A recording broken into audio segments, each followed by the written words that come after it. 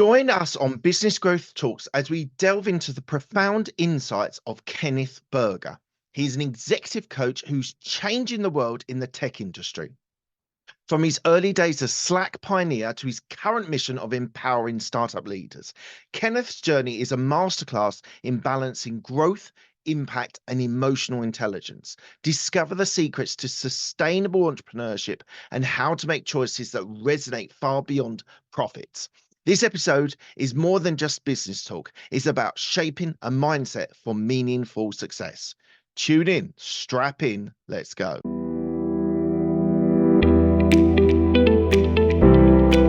Today we have Kenneth Berger. Kenneth is an executive coach to startup leaders. He helps them by fending off burnout and encourages them to make their mark on the world. Kenneth has 20 years plus experience in the tech industry. He was a former founder of a tech business, one of Slack's first hires as product manager, and has a book that's going to be released soon called Ask for What You Want. Kenneth talks about the highest moment in career success can also have the most challenges emotionally. Kenneth is based in San Francisco, USA. And if you are enjoying this content, please do consider subscribing and then you won't miss an episode. Also, you can learn more at businessgrowthtalks.com. Hello, Kenneth. How are you today? I'm well. Thanks for having me, Mark. Absolute pleasure. I'm really fascinated to hear some stories about your experiences in the tech industry and also about being an executive coach. Thank you for being here today. I ask the same question every episode. The first one, what does a business mindset mean to you? I think for me, business mindset is around impact. That I think the default point of view around business mindset can be, oh, it's about making money or having profit or getting bigger. And I think growth to me is a means to an end, right? If you're growing, what are you trying to grow? What impact are you trying to make? And when I'm trying to understand the business mindset of my clients, I'm asking them, if, sure, okay, I'm sure you want to grow, I'm sure you want to make money, but like for what, right? What's the impact? What's the mark that you want your business to leave on the world? Do you think the idea of impact is different for tech industry as you specialize in tech industry versus something like the finance industry? I think certainly you can generalize, right? I think not everyone has the same glossy-eyed idea of impact in the finance industry as in tech, where everybody thinks they're changing the world. Yeah. TBD whether that's true or not. But I think ultimately it's about whether it matters to you, right? Even if you're taking some time off from work and you're spending time with your family, that's an important impact too, right? It doesn't have to be about changing the world, right? It can be about just whatever smaller sphere is important to you. And if that means it's spending time building relationships with your family, helping your kids grow up, that's a meaningful impact too, even if it's smaller scope. Is money always, or in most cases, the driving factor for these tech industry leaders that you're helping? It's funny. It's a great question because I feel like maybe I don't know if it's specific to the tech world or not, but there is this funny relationship where on the one hand, everybody wants to get rich, right? That's the dream, right? Okay, we're going to make our company big, we're going to get bought or go IPO and have millions of dollars. And yet at the same time, it's a very kind of casual industry, right? It's not like people are flashing their designer goods or flying private jets everywhere. They tend to be pretty low key. And so I think that's part of what I'm often trying to sort out with people that, okay, probably you want money as part of your goals for your life, but what does that enable for you? And what I find more often than anything is it's really about freedom, right? Yeah. That they feel constrained, right? They say, oh, I have to do this thing. I have to do this. I have to do that. I don't like that feeling. I want to have a feeling of being able to do whatever I want, whenever I want. And that's really interesting because money is one component of that, right? That makes that easier. But a Mm. lot of that is mindset too, right? Of giving yourself permission to make the choices you want to make. Yeah, I think freedom. So I worked my show, my audience know this quite a few times I've said this, but I worked in corporate for 13 years and left and started running businesses and real estate and stuff. And the difficulty I've found now reflecting on that corporate time was the lack of flexibility, the lack of freedom that you have, the essence of a demand to be in the office 8 till 8, 9 till 10, whatever those numbers are. I was doing 12 hours easily. for a long time. And now the change in mindset of having the flexibility and freedom is something that I think as entrepreneurs and the business owners, that's what we're striving for, to be able to dictate our plan, how we want to attack things and how we want to make decisions. Do you when do you work with people that have, I'm assuming some of your clients have done jobs or careers before they started their business. What's your sort of a viewpoint on that reflection time when people are moving from corporate to their own businesses? I think often part of the journey I'm helping those folks go on is really owning the choices they're making. Because it's like one of these classic victim mindset things, right? You can come in saying, oh, there's nothing I can do. I have to work this corporate job. I have to work 12 hours. There's nothing I can do. I'm stuck with this. I blame all these other people, or I blame society, or I blame myself, even. Versus coming in saying, you know what? I'm choosing to work 12 hours. I'm Mm, choosing to stay at this company. And yeah, like that has certain consequences, like certain positive, certain negative.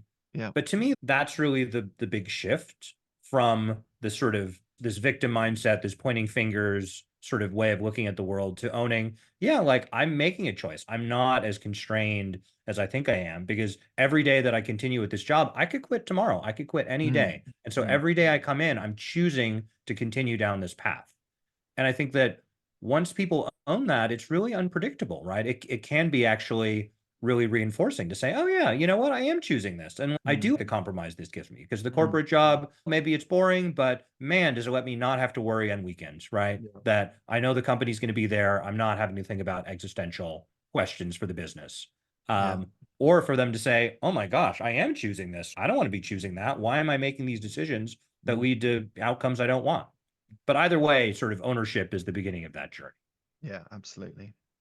Tell me one thing about your upbringing which reflects on who you are today.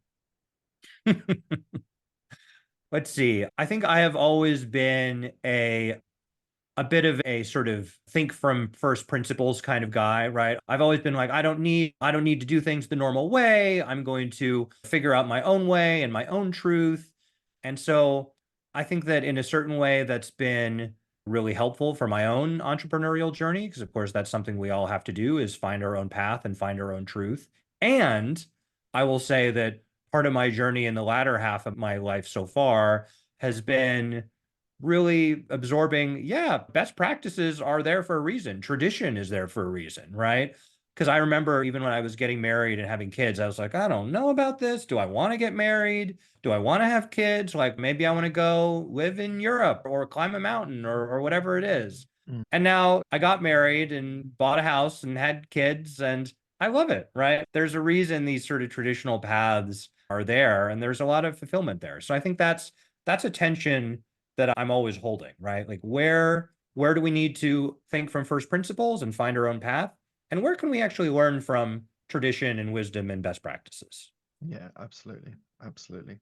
So as a coach, when I was doing the research, it talked a lot about burnout and how you can help tech businesses deal with burnout and overcome it or prevent burnout. What is your approach when you're looking to help people that are right on the edge and trying to prevent them to have that burnout? So I find that a lot of the key to starting to work through burnout is actually really getting in touch with how you feel, right? And this is one of these things that so often in a professional setting, right? We got two feelings that are acceptable, right? There's fine, right? If someone asks you how you do it, and you can say fine, or you can say, "Oh, I'm tired, I'm busy, I'm stressed." Some expression like, not so good. It's low key. It's an expression that I work really hard and I'm really tough. Um, and I think the problem with both of those is they don't really allow any room for, this is really not okay. That like I'm in a place that's not okay and I need change. Because tired, busy ends up being this sort of badge of honor, and Mm, fine is so broad as to be meaningless. yeah. And so a lot of when we start to see the hints of people being like, oh, what am I doing? I don't feel motivated anymore, or I feel so exhausted day to day, or I'm not sleeping. That's often a cue for me to say, yeah, so let's dive into it. It sounds like you're not feeling fine. You're not feeling just tired, busy, but you're feeling something other than that. And so having that not be something coming from me, but them actually articulating like, yeah, like this isn't okay. I feel like exhausted and frustrated and furious sometimes, or deeply disappointed, or whatever it is. I think owning that those feelings exist and that they're important, that's the beginning of the inspiration of change. Because otherwise it's I'm fine or I'm just busy, which is also fine. How are you going to inspire change out of that? Fine is absolute cop out. It's an absolute cop out answer to say because it's a nothingness response in that or you could say everything's okay. But fine is different because okay means you've got good and bad in your life. But fine is that blanket answer where you're just like, it's just fine, isn't it? How do you deal with that when they say fine? Is that a trigger? Is that a red flag in your head when they use that word that actually there's something deeper here which they might not even be embracing or acknowledging yet? I I I do definitely listen for that word because I think sometimes it's just a pleasantry, they're just being polite, and I don't Yes. need to make an issue of it. But if we're talking about something painful or difficult or even just a problem that they want to solve, and then all of a sudden they say, "You know what? Actually, that's fine. It's no big deal. I can Right. just wait it out another 6 months." That's when I really will step in and challenge and say, you know what, it sounds to me like it isn't fine. Mm. And I guess I'm curious, what if it weren't fine? Or what's making you say that it's fine when it seems to me that it isn't, right? Based on these other things you're telling me.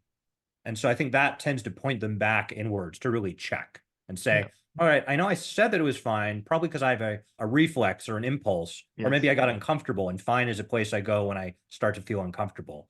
But to check again, or maybe even check a third time, and be like, how fine am I? And always there's more nuance behind that fine. Yeah. And the other question I wanted to ask you about burnout was, can you have burnout if you're passionate about what you do? It's a good question. Burnout's a little bit of a fuzzy term, so I think it's hard to put really clear outlines on that because I think by some definitions, like the definition of burnout is losing motivation, right? Not being interested or passionate about the work you're doing. But I think the reality is often these things are layered and complex. That if you're running your own business, you might be still very passionate about building it, but you might also have a part of you that's really frustrated with it or just wishes that they could quit. And so that's where we'll start to go a level or two deeper to understand the why, the motivation, right? Is the passion truly coming out of, yeah, this is the difference that I want to make in the world, and this is who I am and what I stand for. And I'm willing to invest a certain amount of time and money and energy and even pain into that. Or, and this is very often the case, am I just afraid of what it would mean for me if I fail? Or And I think or that's quit? or quit, right? If what would it say about me? What would other people think? Are they going to see me as a failure? Am I going to see me as a failure? Am I Mm. going to feel terrible about myself? And that's the kind of motivation where negative motivation works, right? Running from fear does work, but it comes at this deep cost, right? Yeah. And it's not necessarily pushing you in the direction you want to go when you're running away from something in fear as opposed to running towards something out of joy or love or what have you. I always think about burnout is probably that the business owner is doing something that they don't enjoy. So they might have passion for the business and believe in the business, but they're doing sales calls or they're doing operations or they're managing people. And actually, they don't like that part which they're doing. They might love the business and believe it's going in the right direction. It's just that bit that they don't enjoy doing and they're having to do it because it's their business. Would you agree? Yeah, I think that's certainly a scenario that comes up for sure. And I think it's when it comes to owning the consequences of their decisions, really to me, it comes back to understanding exactly what that impact is, right? Is it that they're a little annoyed by doing sales calls or dealing with a difficult employee? And so they're willing to make that investment in terms of doing something that's a little difficult or uncomfortable for the fulfillment of achieving whatever they're going to achieve. Mm. Or is it more, no, I don't, this isn't worth it. Like, why am I doing this? Am I just on autopilot or am I afraid of what the consequences would be if I stopped? That's where I'll start to get more curious about, okay, what could we do instead? Is this something that we can outsource or we can change? But either way, like we can acknowledge that this is not what we want. And once they've acknowledged a desire, then we can work with that. It's more the tricky part is when they're like, oh no, it's fine, right back to that fine thing. Yeah, it's difficult, but I'll work through it. And I try to raise the bar a little bit and say, fine is not good enough, right? Let's get you to a vision for your life that's actually deeply meaningful and exciting. So I can see this going in two different directions, and we'll cover both. One is about the failure if the business fails, and the other area I want to talk about was delegation. So let's talk about failure first of all. You mentioned it earlier. Some business owners keep the business going, even though it might not be it might not be profitable, might be a difficult scenario that they're in. How do you approach when you're talking to one of your clients and you can see the business is on shaky ground. They're not the right leader, perhaps, at this stage of the growth. How do you broach that with a client when you're like, actually, this is a failing business and you might have to wrap it up and do something else? If you were in that scenario, I don't know if you've been in that scenario, but if you were in that scenario, how would you broach that and how would you deal with that when you're talking about failure of a business? So I wouldn't broach it myself, right? Because it's not for me to measure what's success or failure in a business, right? If it's literally, okay, we're running out of money, we can't pay the employees. Okay, maybe there have been a few cases where the founder's head is deep enough in denial that I'll say, hey, seems like we're running out of runway here. But really, it tends to come more the other way, right? That they're feeling very attached to a given outcome. And they say, what do I do to make sure that this thing doesn't happen? And I Right. think to me, this is one of the classic entrepreneurial moments because we're working with businesses that are deeply unpredictable. The world in general is unpredictable, but especially small businesses are Mm. unpredictable. And so they say to me, Kenneth, all right, you're the coach, right? Help me make sure that this thing happens or that this other thing doesn't happen. And I have to say back to them, we don't control the future, right? We can't make sure, right? If we're going to use that particular language, we can't ever be sure about anything. And so instead, where we tend to go is say, all right, you've chosen this job where you have to make all these choices, not knowing where it's going to go. And you're going to have to deal with the discomfort of just having all this uncertainty you're sitting on every moment of every day. So, how do we help you move forward even in that uncertainty, even not knowing that you're going to get the outcome you want, that success or failure or what it's going to mean to you or to other people, all that is fuzzy in the future.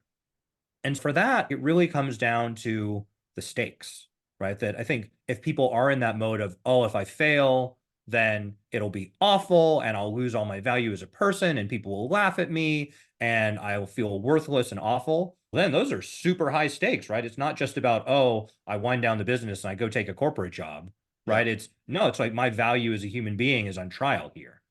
And so often we're trying to get away from that mindset to say, you know what? It's not your value as a human being is not on trial. Because Mm. when they can own that I'm actually going to be valuable and okay, regardless of what happens with my business, ironically, that's when people actually start to feel brave enough to start taking bigger bets and actually going for what they want in the business in a bigger way because they don't have to be afraid of, oh, am I going to be a failure and branded as a failure forever? They say, whatever, man. It's a business. We're going to make some bets and see how they go. And if they So don't go okay, that's okay too. what's your view on risk for entrepreneurs? It's up to them how much risk they want to take. And it comes back to that ownership piece that do they want to make an existential bet that if it goes well, then the business will 10x. And if it goes poorly, the business will go out of business.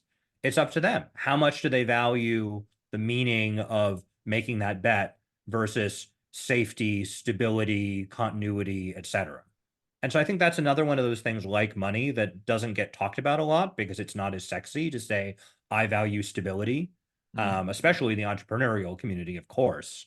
And yet, what an obvious thing to value, right? Of course, all of us value stability and security to some degree.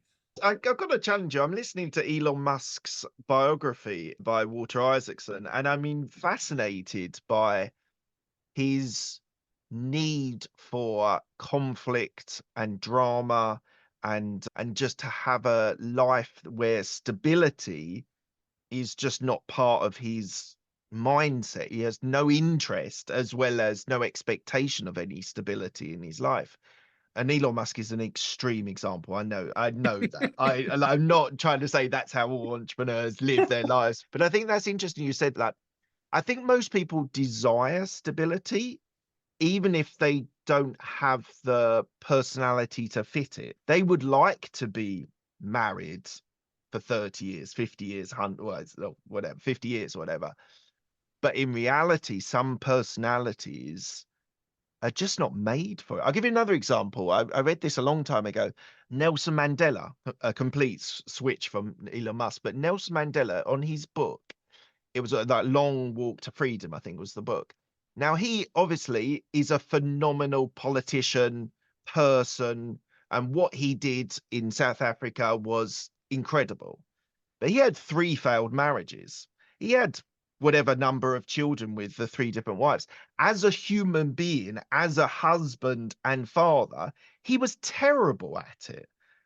But as a politician, as a person that changed the world and changed South Africa, was an incredible person. So I'm just interested to explore with your views on the differences between being a business leader versus being a good person. So I guess I'd frame it slightly differently in the sense that, I think that what security looks like for different people can really be quite diverse, right? And I'd say broadly, if I look at entrepreneurs I work with, either you've got kind of people pleasers. And so their mode of feeling safe is I have good relationships, right? Because if you look at human history, having strong relationships is a pretty strong way to feel safe, right? And it's a very Yeah. natural inclination. And so the challenge with people pleasers is, okay, great, I've got great relationships with people, but I'm not standing up for the things that I want, right? Mm, Because I'm mm, afraid that if I ask, if I push too hard, then that's going to mess up my relationships, right? And so for them, it's about great, you're great at building relationships, but this fear of hurting those relationships is holding you back from taking the stands you want in your life. yeah. And then the opposite end of the spectrum is control freaks, right? And so I think of those as more the people like Elon Musk, where, man, is that guy taking a stand for what he wants in his life? But how's he doing on relationships? Not so great, right? A lot of Questionable. people are Yeah. very angry at Elon Musk. And so that's a choice too, right? Asking for what you want in a very aggressive way, right? Yeah, it's a great way to make a difference in the world, but you're limited in how far you go when your relationships aren't strong, right? And so often for those folks, it's about learning to take a no, to say that, yeah, you know what? Other people have agency. And when they say no, that means no. And how do I learn to respect that and learn to build relationships and still push for the things that I want? Because it's not a Yeah. question of do one versus the other. It's a question to do both. Yeah. Absolutely. It's interesting the contrast between Elon Musk and Jeff Bezos, both looking to go to Mars, both looking at space exploration. And Elon Musk is determined to get us there, multiplanetary. Jeff Bezos started from a similar position. I don't think he's put a person in space yet. He hasn't successfully. And Elon Musk's retort to Jeff Bezos is, if you spent less time on your yacht and more time at building a rocket, you might have been more successful. So I think you are right. I think there is a distinct difference between people who can't stop and just are so determined with a ultimate goal versus other people that are actually like, I'm going to enjoy this life as well as achieve great things, but I'm assuming that the people that you speak to are probably towards the Elon Musk side than the people who are enjoying the freedom that comes from business. That's why they're looking for a coach. I think there's multiple variables here, right? I think that often when it comes down to looking at the suffering that people have, right, as business leaders, so often it is because of that sort of sense of not feeling safe no matter what they do. And so they're always looking for something external, like control of the situation or having these strong relationships with others in order to feel safe. But the problem is that we don't control the world. We can't ever have everyone like us. And so these strategies, even though they're very common, right? And you're right, they can drive business leaders to the ends of the earth, right? Achieving all these amazing things.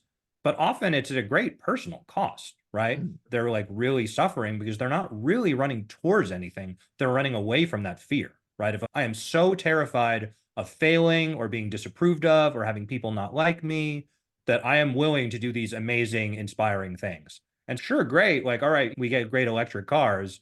But for me, my bias is more towards the personal experience because I see the sort of inner world of these people's and the way they really hurt.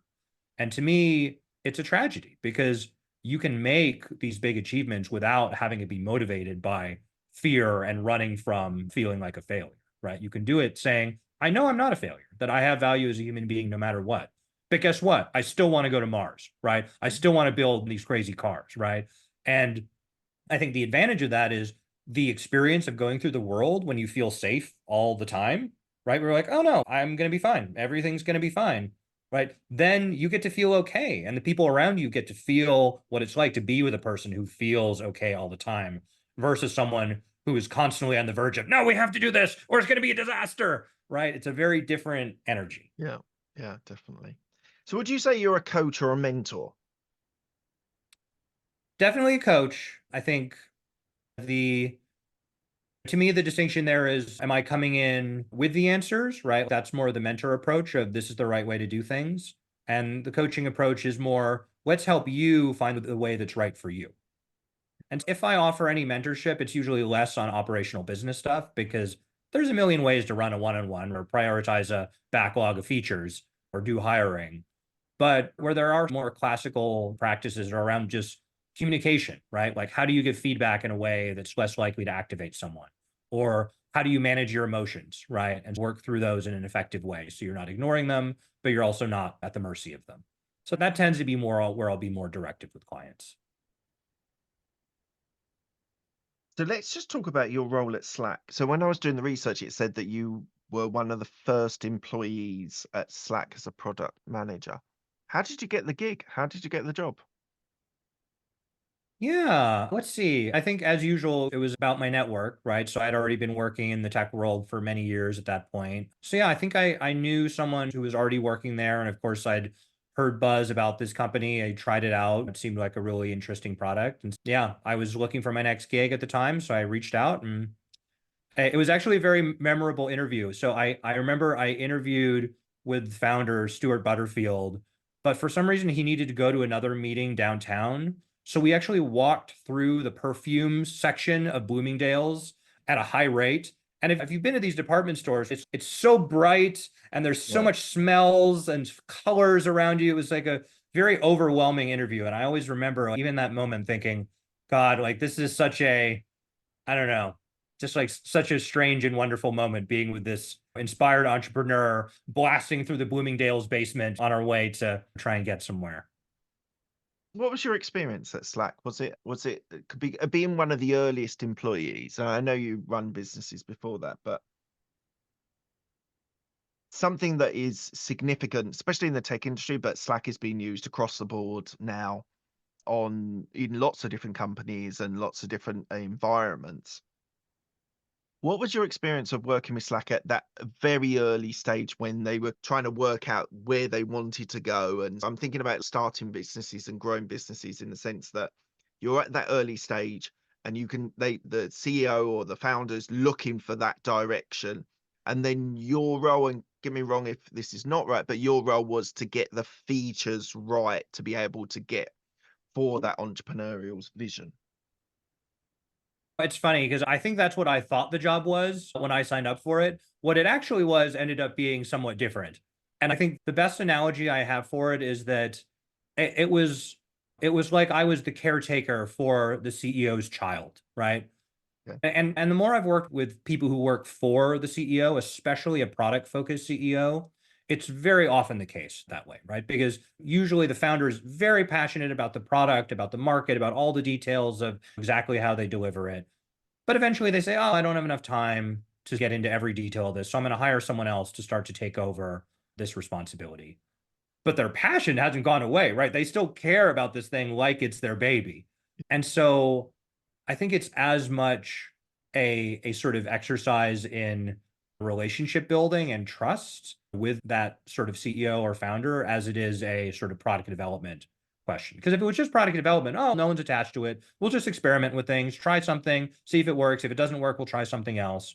Yeah. But this was much more, no, this is one of the most meaningful things I've ever done in my life. And I care about it so deeply. Now, show me that you care about it in the same way, that you will treat it with the same care that I treat it, or that the same care that I think about things, or the same sort of framework for how to make decisions.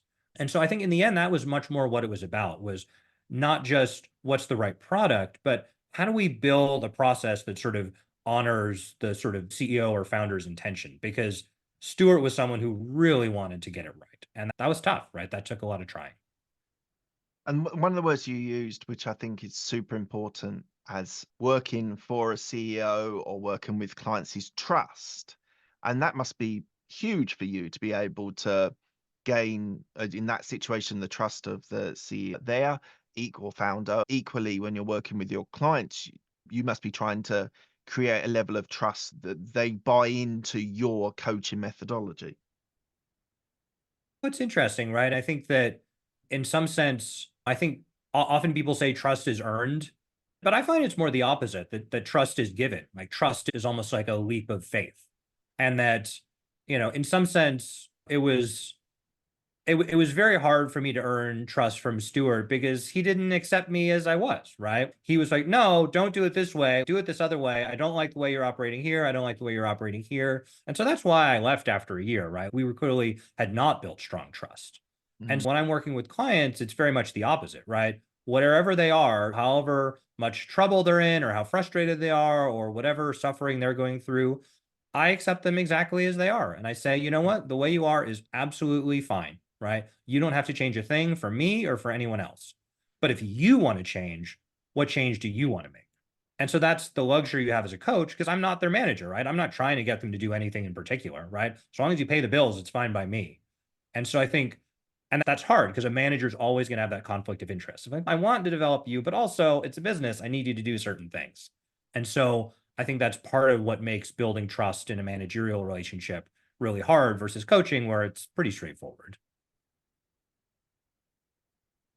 Why do you do what you do as a coach now?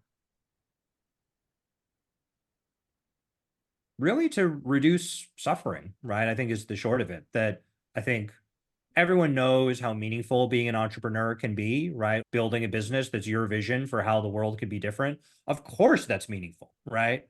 And to me, the sort of under celebrated thing is how much of a cost there is to that, right? That so many people do it for a year or two or three or four, and they're so burnt out and there's so much suffering during that time. So my mission is about helping people be sustainable entrepreneurs, right? Where they can do it for 5 or 10 or 20 years if they want to, right? To do it without that sort of deep level of suffering that's unnecessary in the end.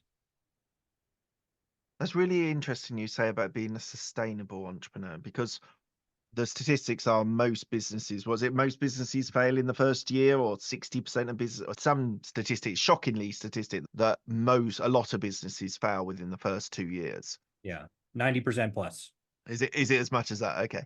I'm pretty sure in the tech industry as well, it probably is very fast moving.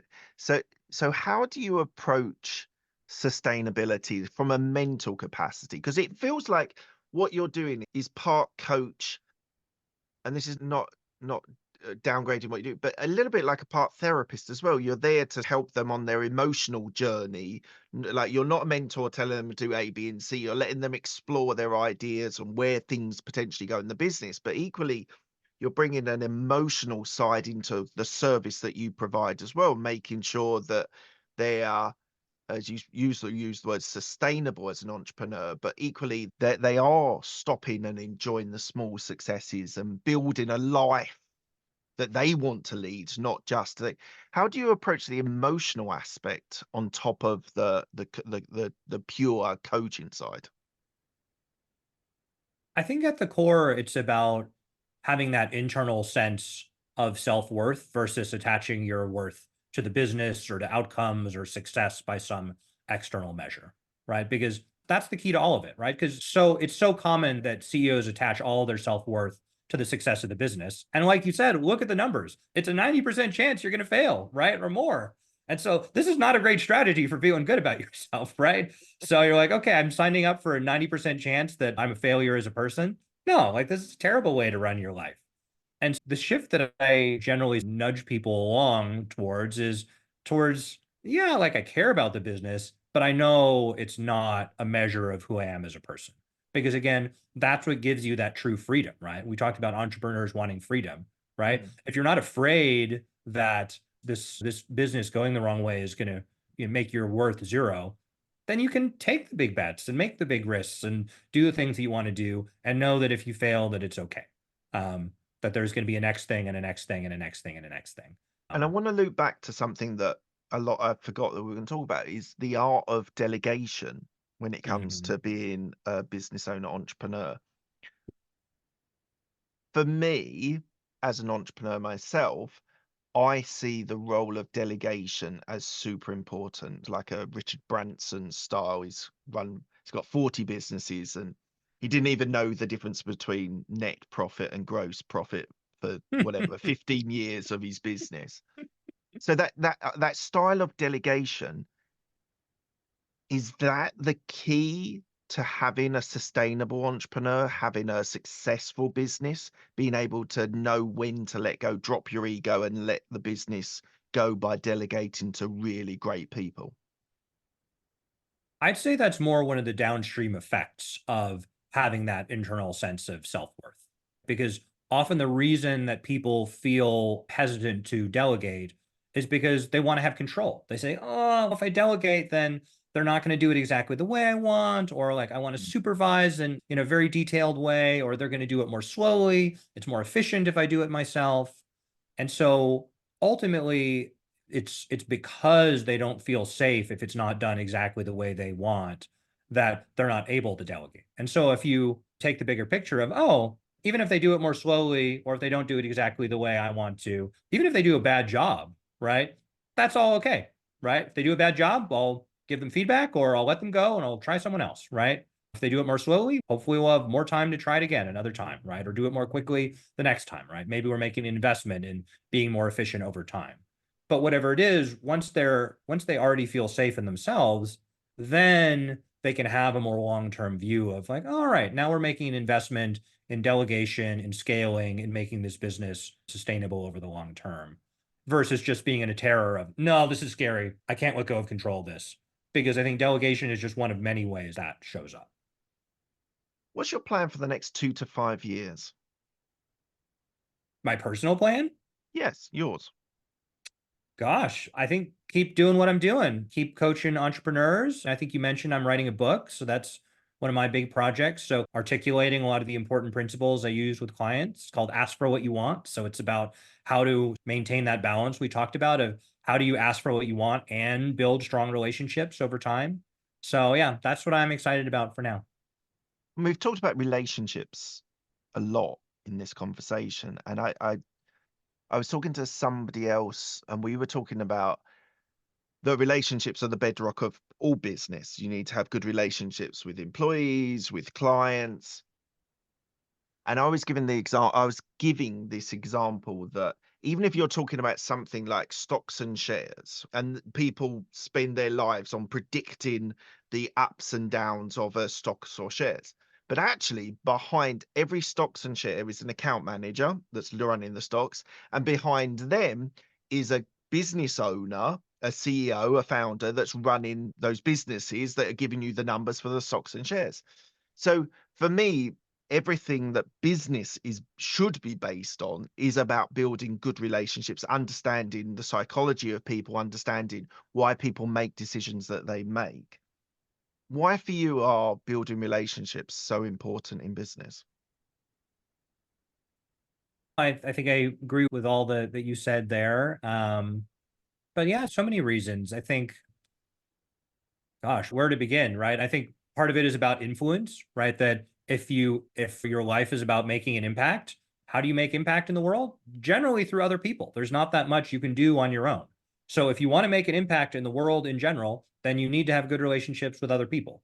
So I think impact is one answer. Another answer is just general happiness day to day, right? Again, how happy can you really be if you don't have strong relationships, right? It gets lonely, Mm. especially as an entrepreneur, right? Where you're doing things on your own, having to make a lot of hard, uncertain decisions.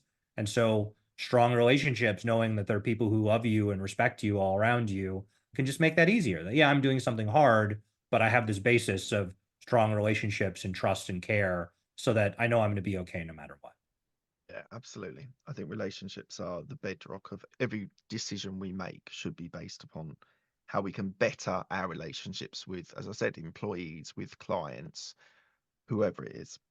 Look, we're coming to the end of the interview. I ask the same 6 questions to all of my guests. They're quick fire questions. They don't need a quick fire answer. First question is, what's the best decision that you've made? Mm, gosh, I mean, I don't know. Maybe getting married and having a kid. I think, ironically, one of the most conventional decisions I made, I think, has been the most meaningful. I'd say either that or starting my own coaching business. Right, that these were both things that were scary and different than anything I'd done previously in my life, but I had an intuition that it was the right path for me, and I took a bet. Right, I didn't know for sure, but I took a bet and I jumped, and I've been really happy with the result. Amazing. What's the best piece of advice you've been given? Yeah, it's a tough one. I think it's probably on taking responsibility. That I do feel like this is one of these classic pieces of wisdom that I've just heard again and again in all sorts of coaching trainings and personal development books I've read over time. Is owning the results you get. That it's easy to put blame on other people, but ultimately you're the one that's an agency of your own life, right? And so if you don't like the results that you're getting, take ownership for how you're a part of that, right? You're not the only piece of it, right? There's also all the other people in the world and the economy and whatever else that's outside of your control. But owning the results that you get is, I think, the beginning to changing those results. Yeah, it's like a Jocko Willink sort of style, or even a David Goggins, and they are very extremes on this, but they're like every outcome that comes to you is based on your response. So it might not be the things you do, but it's the way you respond to things, and you need to take ownership of those decisions to be able to make better decisions in the future. For sure. Right. Next one. Who's helped you most in your career? Hmm. Gosh, I think Stuart Butterfield, the CEO of Slack, would have to be on that list, because I think it's so funny. I feel like I have so many lovely memories of that and so many painful memories of that company, because on the one hand, it was this place where I worked with this amazing team and really got to have that experience of riding a rocket ship and working with the best people in the industry and building really deep relationships with them, making a meaningful impact. And it was where I felt the real pain of not having that trust, of not feeling safe to speak my truth day to day because I was afraid of the consequences. And so I think it really is emblematic of like all the sort of my career that came after that, because it taught me the possibilities of entrepreneurship, of like how powerful these companies can be in changing the world, that that's not all talk, that it really is something real and worthwhile and meaningful, and that all that pain and suffering is just as worthwhile and meaningful to try and avoid, right? Because I suffered so much during that year at that company and in the years afterwards.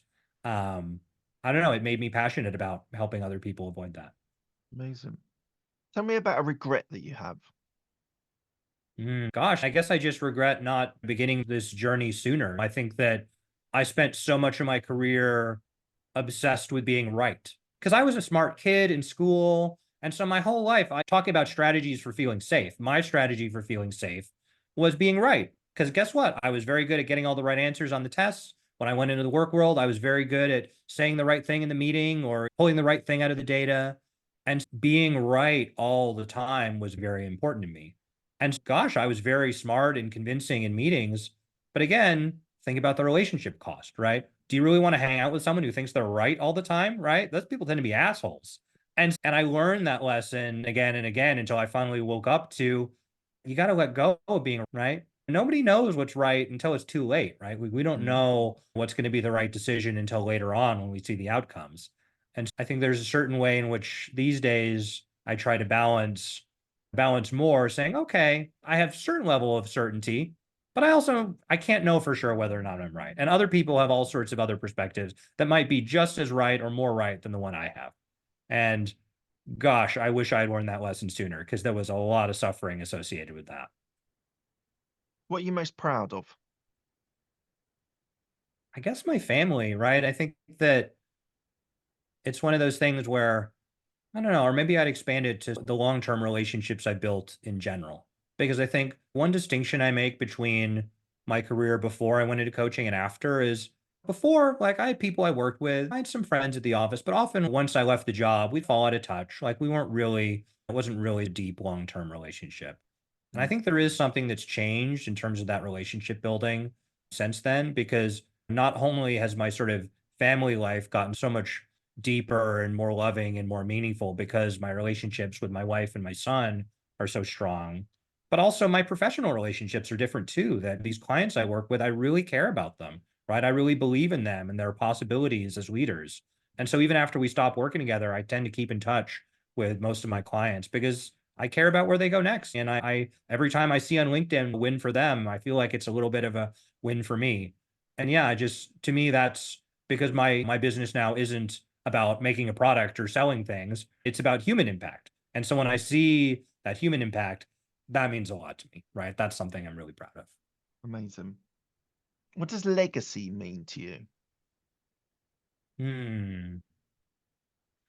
I guess legacy to me is around impact, but also looking at it more from the long term. And the question I'll sometimes ask clients is when they don't know what to do is what would your 80-year-old self say, right? If you were looking back on this moment in your life, or what would you want people to say about you at your funeral? And to me, that kind of gets at legacy, right? If they're not going to say Kenneth was great at cost cutting at my funeral, right? There's going to be something hopefully deeper, more meaningful that they remember about who Kenneth was or what he stood for in his life. And so I think that that highlights how taking a stand for what you believe in is important because that's the stuff that is lasting, that does provide a legacy. Yeah. And where should people go if they want to find out more about you or your coaching service? Please check out kberger.com, Kberger, and lots of information there. And you're welcome to reach out or follow me on LinkedIn, Kenneth Berger. Thank you, Kenneth. Thank you so much for your time. It's been an absolute pleasure speaking to you. Thank you so much and good luck in the future. Likewise. Thank you so much. Cheers. I really hope you've enjoyed that content. It's a really fascinating interview that I've done there. So please do, if you are enjoying this content, please do give it a like. Please do give a subscribe. It'd be really good to boost the subscriptions. It really makes a difference to the algorithm in YouTube. So thank you for that. If you do hit subscribe, hit the bell icon and you'll get all of the content. You'll get notified when all the content is available. Thank you so much for your time. It's really appreciated. Thanks a lot.